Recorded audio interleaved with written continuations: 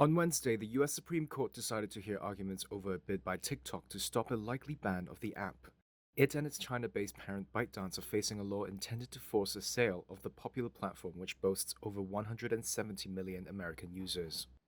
The Justice Department argues that as a Chinese company, TikTok poses, quote, a national security threat of immense depth and scale because of its access to vast troves of user data.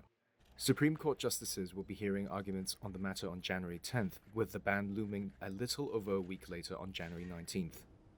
TikTok on Wednesday said it was pleased the court will take up the issue. In their filing to the Supreme Court, TikTok and ByteDance said that, quote, if Americans duly informed of the alleged risks of COVID content manipulation choose to continue viewing content on TikTok with their eyes wide open, the First Amendment entrusts them with making that choice, free from the government's censorship.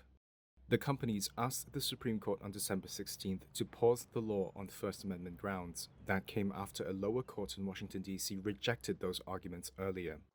Congress had passed the measure back in April, and President Joe Biden, a Democrat, signed it into law. Senate Republican leader Mitch McConnell on Wednesday compared TikTok to, quote, a hardened criminal. He urged the court to reject any delay.